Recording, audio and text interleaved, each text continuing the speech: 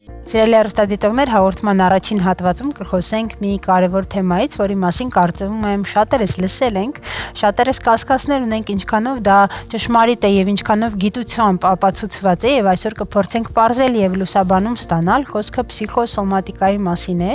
երբ օրինակ սթրեսից գլխացավ ենք ունենում, երբ հուզմունքից ստամոքսի խանգարում ենք ունենում կամ առհասարակ հոգեկան ապրումները երկարատև բերում են ֆիզիկական այս կամ այն գանգատների եւ ախտանշանների։ Շատ հաճախ հենց նման դեպքերում առաջնային ուղղակի մասնագետներին, թերապևտներին, ինչու ոչ մեզ նյարդաբաններին դիմում են հենց հոգեհուզական խանգարումներով, տարբեր ֆիզիկական դրսևորումներով, երբ մարդ վստահ է, որ ինքը որևէ հիվանդություն ունի, որը դեռ բացահայտված չէ կամ բժիշկը չի գտել։ Հենց այդ մասին կփորձենք այսօր զրուցել։ Իմ հյուրն է այսօրվա կլինիկական հոգեբան Աննա Բաբախանյանը, ով սիրով համաձայնեց մասնակցել եւ այս կարևոր թեմայի զրուցել։ Շնորհակալ եմ Աննա, որ այսօր այստեղ եք։ Եկեք խոսենք այն մասին, նախ փսիխոսոմատիկան այսօր շատերը իրենց կերպ են մեկնաբանում, ինչ է իրենից ներկայացնում, կուզեի լսել ձեզ։ Ну, փսիխոսոմատիկան, կասեի հայերեն հոգեսոմատիկան ավելի լավ է հնչում այդ բառը, այն մարդիկ են, որոնք ունեն զանազան տարբեր մարմնական գանգատներ եւ բնականաբար սկզբից դեմում են բժիշկներին, որովհետեւ իրանք ուզում են հետազոտվել, հասկանալ ինչ է իրանց մոտ կատարվում եւ հետո իմանում են, որ ոչ մի հիվանդություն չունեն եւ արդեն մենք ստեղ հասկանում ենք, որ ստրեսը, հույզերը, ապրումները, տարբեր կյանքի իրավիճակները չլուծված կարող են բերել այդ մարմնական գանգատներին։ Այո։ Հիմքում ընկած է, որ մարդը պիտի իր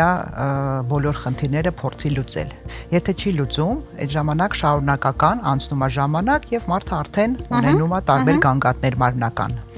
Ստացվում է, որ փսիխոսոմատիկան ինչ որ առումով մարմնի եւ մտքի կապն է։ Այո։ Մի բան էլ մարմնի դրսևորումը կամ ճիչը կամ արձագանքը, երբ որ մենք մենթալ առումով կամ այդ մտածմունքային հուզական ոլորտում դեռ մեր հարցերը չենք լուծել։ Այդպես է ստացվում։ Այո, այդպես է ստացվում, այո։ Այսինքն այս մենթալ մեր հուզական ապրումները կարող են վաղ թե ուշ, եթե մենք անտեսում ենք, եթե ինքներս մեզ լավ չենք ճանաչում կամ որոշել ենք, որ այդ հարցին հիմա չենք ուզում լուծում տալ, կարող է մարմնական առումով դրսևորվել։ Այո, եւ իրանց կարող է միանալ հոգեվիճակները, տագնապները, լարվածությունը, վախերը, մտքերը, վատ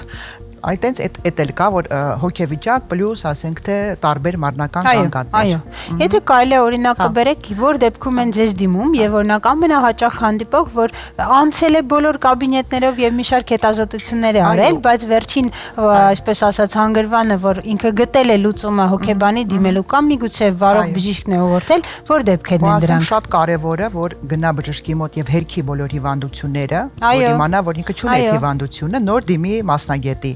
Մասնագետը կլինիկական հոգեբանն է, եւ որը աշխատում է մարդու անձի հետ եւ բնավորության, հա, եւ փորձում է լուծել ճանապարհ ցույց տալ մարդու խնդիրները լուծել։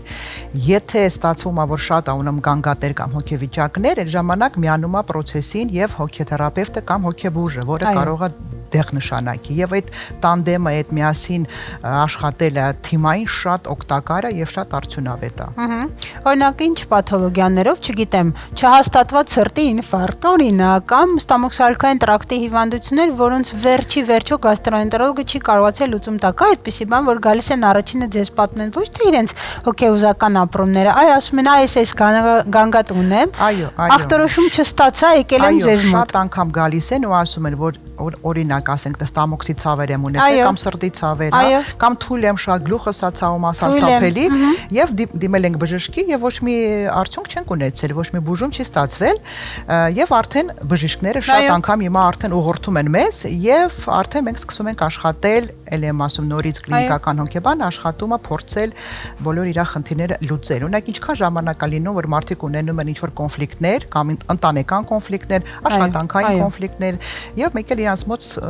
գլուխն է ցավում, վատ են քնում, վատ ախորժակ են ունենում, թմրացություն, ծակոցներ, սրտի ծակոցներ, հա, կամ սիրտխառնոց, հա, այդ արդեն նշանակում է, թե դու ոչ մի հիվանդություն չունես դրա դիմաց, ուրեմն դու արդեն ունես քո խնդիրը դեռ չի լուծվել։ Արդյոք կամ մոտեցում կամ խորհուրդ, որ դուք կտաք, օրինակ հեռուստադիտողներից շատերը միգուցե իրենք ճանաչում են իրենց, բայց չեն կարողանում, դժվարանում են հասկանալ, հիմա սա միայն հոգեհուզական ապրում է, թե ֆիզիկական ցավ է, եւ ինչպես է այս շղթան իրար հետ կապակցված։ Իհարկե մասնագետը պետք է հասկանան, որովհետև շատ դժվար է տարանջատել դա իրականում ֆիզիկական ցավ է թե մեր ոլորտն է, դա մա լավ կլինի որ դիմեր մասնագետի հետ միասին, բայց ամենակարևորը ինչ պիտի մի քիչ ուշադրություն դարձնեն, դա կյանքի որակի վրա։ Լիցքաթափություն, լիցքավորվել, նպատակներ, ձգտումներ, պլաններ տարբեր, հա, այդ մարդը եթե դա ունենում է, շատ անգամ ինքը ինքնուրույն կարողանում է իր խնդիրները լուծել։ Այդ ժամանակ հաստատ չի հասնի գանգատներին, բայց եթե դու ինչ որ մի քո կյանքի շրջանում չի ստացվում քո մոտ այդ ձևով ապրելը, ուրեմն կարա ինչ որ մի խնդիր առաջանա եւ քո մոտ գանգատներ սկսվի եւ դու արդեն միանշանակ պետք է մասնագետի հետ միասին այդ հարցը քննարկել եւ գտնել իր լուծում անպայման։ Այո, իրոք համաձայն եմ, տեսեք շատ այսօր հոդվածներ կան, որոնք եւ շարունակական աշխատանքներ են տարվում ապացուցելու, որ օրինակ օնկոլոգիական հիվանդությունները, ստամոքսալքային տրակտի հիվանդությունները, վահանագեղձի ու առհասարակ տարբեր հիվանդություններ կարող են լինել մեր մտքից։ Արդյոք դուք համամիտ եք, արդյոք կան ինչ որ հոդվածներ դրանք հաստատող, որ իրոք օնկոլոգիական հիվանդությունները կարող են երկարատև հոգեհուզական չլուծված խնդիրների պատճառով լինեն։ Համաձայն չեմ, որտեվ այդ հիվանդությունները իհարկե իրանք լրիվ ուրիշ բնույթի են, բայց ստեղ մի հատ մեծ բայց կա, որ մենք ունենք տենց տերմին սոմատոփսիխիկա, այն մարդիկ, որոնք ունեն իրականում հիվանդություններ, հա, եթե իրանց գումարվում է իրանց հուզական վիճակները, այդ ժամանակ այդ նույն հիվանդությունը իրանք շատ վատ են հաղթահարում, հա, եւ բուժումը շատ ավելի վատ է անցնում։ Ուրեմն մենք ստեղ հասկանում ենք, որ էլի կապ ունի բնավորություն, ընկալումը կյանքի, իրավիճակների, ինչքան վերաբերում կարևորը, որ դու կարողանաս քո հիվանդությունը արդեն հաղթահարես։ Միանշանակ համաձայն եմ, տեսեք նույն ցավը հաղթահարել, ինչքան հաճախ ենք տեսնում, հա, որպես նյարդաբան, ցավը հաղթահարելու համար, եթե մարդ ավելի հուզական է, խառնվածքով ավելի զգացմունքային է, կամ մի քիչ ավելի հակված է վատ մտքեր, ընկճվածության կամ տագնապի, ապա իրենց դեպքում նույն ցավի մոտեցումը եւ սխեման ավելի վատ է աշխատում, եթե ինքը հոգեբանական աշխատանքներ չտանի կամ հանգստացնողներ չստանա օրինակ։ Ու ես հոգեբան եմ, հա, կլինիկական, բայց հոգեբան եմ։ Հիմքում ընկած է բնավորությունը, բնավորության գծեր, ընկալում դա անձի հետ աշխատանք է, հա։ Ինչպես հասկանա ու ճանաչի մարդ, երբեմն իրոք ինքնակարգավորող համակարգը եթե չաշխատեց եւ դեռ ուղղորդում էլ չկա, ինչպես մարդը ճանաչի, որ ինքը ունի հոգեբանի կարիք այս դեպքում։ Նո, սենց ասեմ, եթե մարդը զգում է, որ ինչ որ մի բան իր մոտ չի ստացվում հաղթահարել եւ լուծել, այդ ժամանակ կարող է դիմել։ Ես միշտ ասում եմ, մարդիկ հակված են ինքնուրույն իրանց խնդիրները լուծել, պետք չի երբեք թերագնահատել մարդկանց։ Բայց եթե շարունակական է եւ արդեն հոգեվիճակներ եւ գանգատներ միանում են, դե այդ ժամանակ արդեն պետքա դիմել։ Աննա, եթե կարելի է օրինակ մանրամասնիկ ինչ մտքեր կարող են իրենք ունենալ, չգիտեմ, ես բանի պետք չեմ, ես վատ մասնագետ եմ, օրինակ եմ ասում, կան այնպիսի համոզմունքներ, որոնց միջոցով օրինակ հիմա հեռուստադիտողը իրեն կճանաչի։ Մեր պրոֆիլը ավելի շատ ասում են, որ ինչ որ միտեղս ցավում է, հա, վատ եմ ինձ զգում, թույլ եմ, չեմ կարող աշխատել, հա, չեմ կարող վեր կանալ, չեմ ուզում ոչ մի բան անել, հա։ Այ հիմնականում այդ գանգատներն է, որ մարդիկ արդեն զգում են, որ իրանք վիճակի չեն ինչ որ մի բան անելու։ Այո։ Հետաքրքիր է ինչքան ժամանակ է միջինում պահանջում, որպեսզի հաճախորդը այցելուն արդեն բուժառոդերից գա եւ հասնի ձեզ եւ հասկանա, որ ինքը ֆիզիկական որևէ հիվանդություն չունի, պետք է աշխատի հոգեվիճակի։ Աշխատանքային փորձացույց է տալիս միջինում 3 ամիս պետք է։ Մոտավոր 3 ամիս, որոնք շարունակական այդ գանգատների ախտանշանները տարընչվելուց հետո գիտակցի հասկանա եւ արդեն սկսի պայքարել։ Ես կարծում եմ, որ դա լավ է։ Տարիներ չեն, միջինում եթե 3 ամիս է արդեն լավ է։ Այո, իհարկե։ Որտեղ մենք ունենում ենք իրոք բուժառուներ, ովքեր տարիներով միանման գանգատներով դեռ փնտրում են որոշակի հիվանդություններ։ Եթե կարելի Աննա պատմեք, որպեսզի նաև հեռուստադիտողների համար շատ པարզ լինի, ինչպես է տեղի ունենում այդ ծանոթացումը, կապ ստեղծելը եւ առհասարակ գործընթացից այս բուժական թերապիայից, հոգեթերապիայից, որը իրոք ամենակարևոր բուժումն է այս դեպքում, ինչ ակնկալիքներ ունենան։ Երբ որ մարդը գալիս, ամենաառաջինը պետք է հասկանալ անել իրան հոգեախտորոշում, դիագնոստիկան, հա, ասենք ասենք, որ հասկանալ դու ում հետ գործ ունես, ինչ անձի տիպի հետ գործ ունես եւ ինքը ինչ ունի գանգատներ։ Այդ անպայման առաջի փուլն է, ճանաչման, հասկանալու, նոր հետո արդեն անցնում ենք կամ պսիխոթերապիայի, հոգեթերապիայի կամ արդեն ուղղակի հոգեբանական խորհրդատվություն է տեղի ունենում, նայած մարդու համար ինչա պետք։ Հիմնականում էսա process-ը։ Ինչքան կարող է գործընթացը տևել, օրինակ երբ ակնկալի բուժառուն լավացում եւ արդյոք կարելի ասել, որ եթե ինքը շարունակական համապատասխան այցերը, որոնք դուք մշակում եք գալուց հետո ֆիզիկական գանգատների կարծես թե նահանջում է նկատվում։ Ես շատ կուզեի ընդգծել ստեղ, որ եթե մասնագետը իրականում լավ մասնագետ է, կլինիկական հոգեբան է, պացիենտը երբ որ գալիս է, ինքը տալիս է շատ հարցեր։ Եվ եթե ինքը հասկանում է, հա, ինչ է իր այդ կատարվում, բավարարվում է իր պատասխան, հա, այդ պատասխաններից, արդեն ինքը միշտ ցանկանում է շարունակել պայքարել եւ անցնել այդ պայքարի, որպեսզի արդյունք ունենալ։ Այո։ Օրինակ տևողություն, եթե ասենք, չգիտեմ, 4 շաբաթ է, տարի է տևում, մոտավոր կա այդպիսի հասկացություն, որ մոտավոր այս ժամկետից հետո միգուցե ֆիզիկական գանգատներ էլ ինքը չունենա ու էլ ցանկություն էլ չառաջանա։ Մեջ էլի ասեմ, երևի թե 3 ամիսը մի քիչ ավելի առաջի փուլն է, մինչև մի տարի։ Մինչև 1 տարի։ Ինչ-որ աշխատանքային փորձն է ցույց տալիս իմ, այո։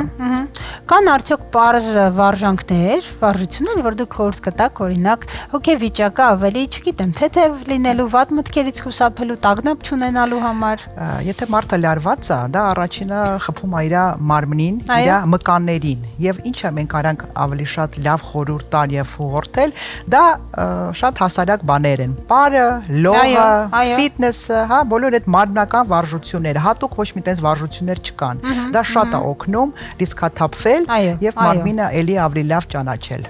Իրոք շատ հաճախ ես էլ գիտեք, ասում եմ ֆիզիկական ակտիվությունը, քանի որ մեր մարմինը ստրեսին, ինչպես ասացիք, առաջին մկանային լարվածությամբ է պատասխանում, ինչքան էլ դեղամիջոցներ, ցավնես փորձում բուժել, մկան հանգստացնող այս նշանակում ցավազրկում, միևնույն եթե մարմնի հետ աշխատանք չլինի, մկանը չթուլանա, չտաքանա, այդ կատնացություն չծրվի, վաղ թե ուշ ցավը կարծես թե վերադառնալու է։ Համ դա հաճույք է, ինչի՞ չէ, որը շատ կարևոր է մեր բնագավառում, համ մարմնական վարժություն։ Այո, իդեպ շատ վաղուց հաստատվել է, որ նույնիսկ օրինակ շաբաթական 2-3 անգամ որևէ ակտիվությամբ զբաղվել է, նույն կարող է նեյրոմեդիատորները արտազատի մարդու ուղեղում, ինչ օրինակ հակադեպրեսանտ է, չէ՞, համաձայն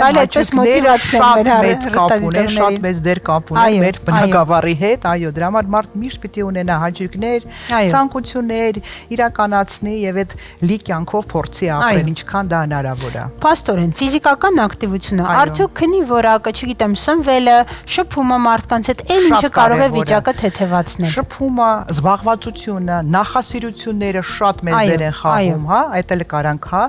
Նու աշխատանքը, միջանձնային բոլոր հարաբերությունները, միջոցառումները, հա։ Ինչի՞ չէ որ շոփինգը շատ անգամ ասում են, հա, դա ինչ է, բայց դա էլ է մարդկանց օգնում, որտեվ իրանք զբաղված են, իրանք լավ բաներ իրանց համար առնում, շատ օգտակար է դա էլ։ Բոլոր այն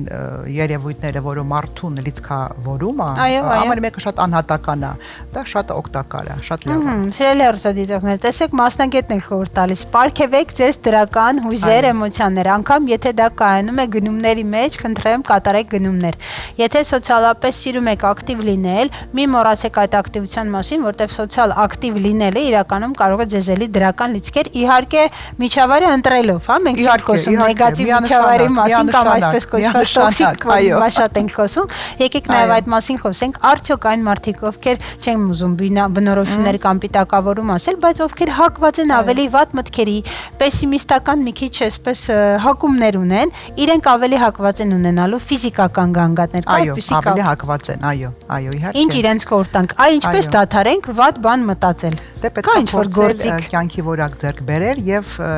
այն որ ասում արև առավոտը դուրս է գալիս պետք է ուրախանալ։ Իսկ եթե չի ուրախանում, դե պետք է փորձել։ Այ մենք սովորացնում ենք դա անել։ Մենք սովորացնում ենք փոքր բաներից ստանալ հաճույքներ։ Եվ այդ ժամանակ ստացվում է, փոխվում են մարդիկ։ Բնավորությունը չի փոխվում, բայց մարդը կարա ուրիշ ընկալումներ ունենա, սպասելիքներ ունենա, դա շատ օգտակար է։ Կամ փոխարինի դրանք այն ամենով, ինչ իրենք սկսել լիցքավորել։ Իհարկե, այո։ Շնորհակալ եմ շատ հետաքրքիր զրույցի համար։ Հիշեցնեմ, որ մենք այսօր խոսեցինք փսիխոսոմատիկայից, խոսեցինք եւ հաստատեցինք այն փաստը, որ իրականում կարող է հոգեվիճակը եւ ֆիզիկական գանգատները խիստ կապված լինել եւ իհարկե նման դեպքերում, եթե ունեք որոշակի ախտանշաններ, որոնք հանգուցալուծում չեն ստանում բժիշկների կողմից, բացառվում են օրգանական հիվանդությունները, ապա կարելի է մտածել եւ դիմել մասնագետին, որպեսզի հասկանալ ինչպիսի հոգեհուզական խնդիրներ կան, ինչը պետք է լուծել, որպեսզի ֆիզիկապես եւ հոգեպես ավելի առողջ մեզ գան։ Կարծում եմ, որ շատ կարևոր հետևություն արեցինք այսօր եւ շատ կարևոր հաղորդագրություններ ստացանք։ Հիշեցնեմ, որ այսօրվա իմ հյուրն էր կլինիկական հոգեբան Աննա Բաբախանյան, ով լուսաբանեց մեզ այս բոլոր հարցերն ու դրույթները։ Այս պահին անցնում ենք առաջ։